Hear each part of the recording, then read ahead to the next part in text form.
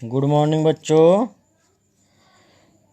हम लोग मृदा गठन या मृदा कणाकार के अंतर्गत जैविक विधियां तक पढ़ लिए हैं। अब हम लोग अम्लीय मिट्टी के विषय में पढ़ेंगे। देखिए, इस प्रकार की मिट्टी प्रायः अधिक वर्षा वाले क्षेत्रों में पाई जाती है।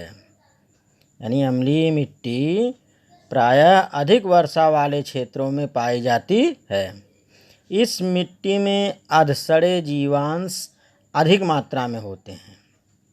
अम्लीय मिट्टी देखने में काली और अजीब दुर्गंध युक्त होती है। अम्लीयता के कारण उत्पादन कम या बिल्कुल नहीं होता है। अम्लीय मिट्टी के घोल में हाइड्रॉक्सिल आयनों की तुलना में हाइड्रोजन आयनों की सांद्रता अधिक होती है। मृदा का पीएच सदैव 7.0 से कम होता है।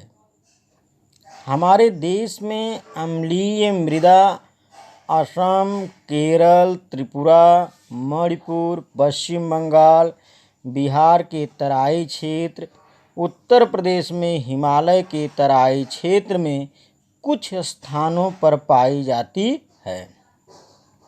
उदासीन मिट्टी में हाइड्रोजन एवं हाइड्रॉक्सिल आयनों की सांद्रता में पूर्ण समानता होती है।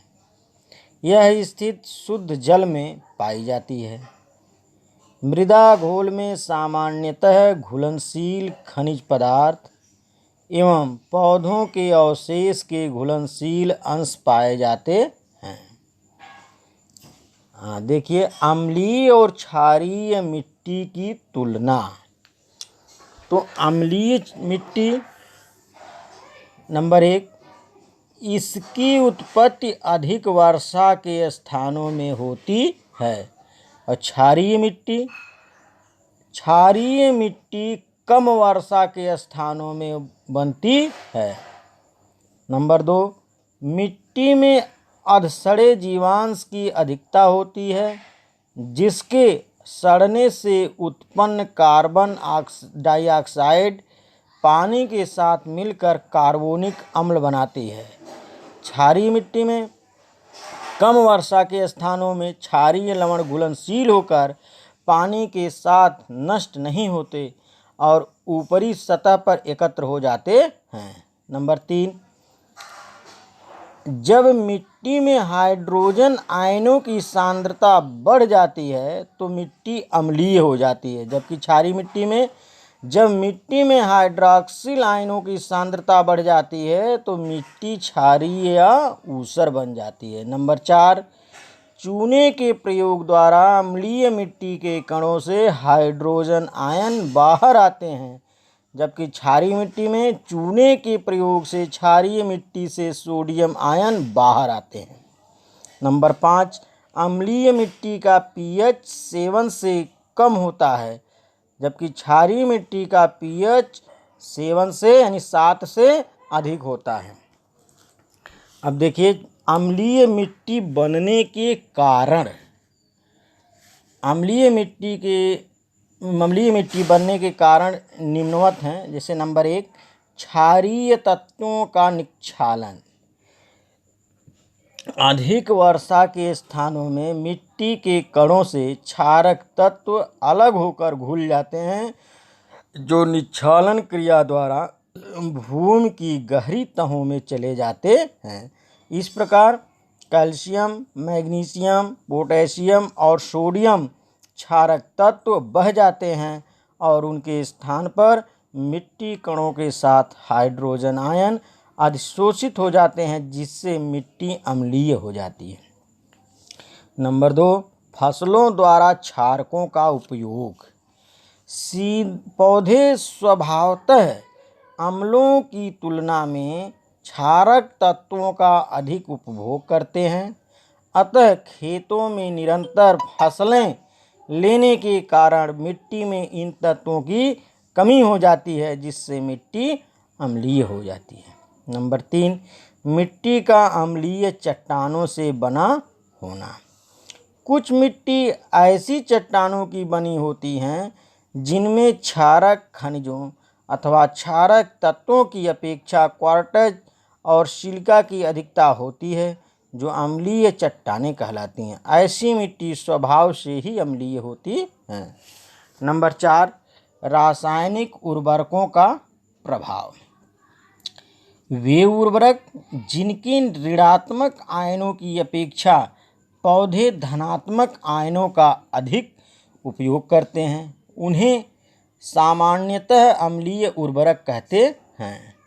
इन उर्वरकों के लगातार प्रयोग से मिट्टी अम्लीय हो जाती है।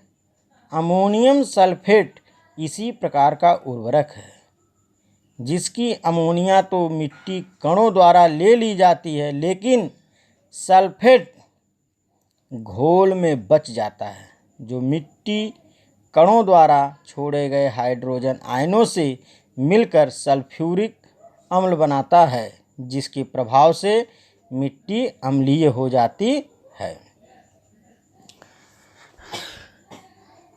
नंबर 5, कृषि क्रियाएं। बिना जुती बंजर भूमि प्रायः घास पात के आवरण से ढकी होती है, जिससे निक्षालन तथा रिसने की क्रियाएं कम होती हैं। किंतु जब भूमि पर कृषि कार्य किए जाते हैं तो मिट्टी से क्षारकों के बहकर नीचे जाने की क्रिया को बल मिलता है।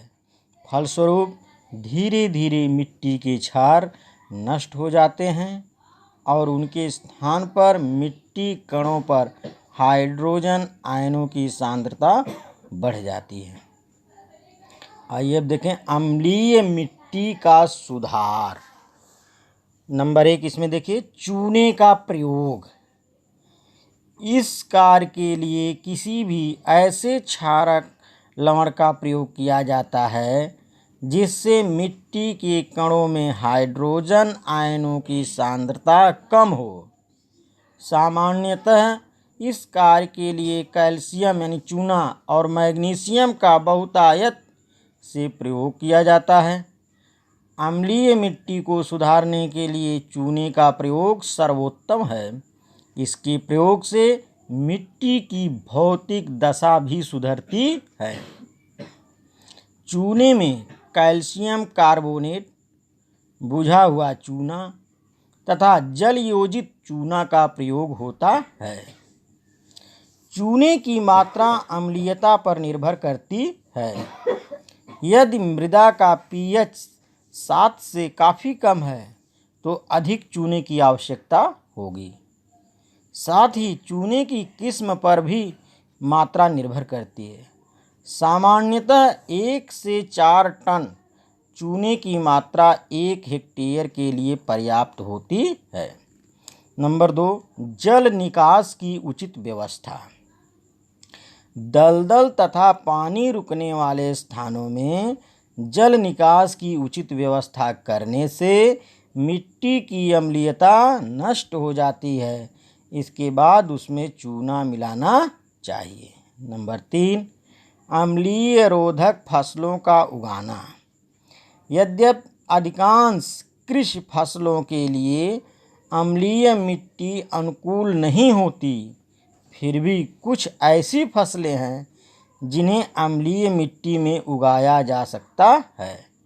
अम्ल सहिष्णु फसलों में प्याज, पालक, कद्दू, जौ, सेम, गाजर, आलू, टमाटर, बाजरा, ज्वार, लौकी तथा तरबूज आते हैं। नंबर 4, क्षारक उर्वरकों का प्रयोग। कैल्शियम नाइट्रेट जैसे उर्वरकों का आवश्यकता अनुसार प्रयोग किया जाना चाहिए। और अंतिम है पोटाश युक्त उर्वरकों का प्रयोग। इसके अंतर्गत अम्लीय मृदा में पोटाश युक्त उर्वरकों तथा खादों के प्रयोग से भी सुधार किया जाता या सुधार होता है। बस ये पाठ समाप्त हो गया। अब अगले दिन अभ्यास प्रश्न लिखाएंगे। धन्यवाद।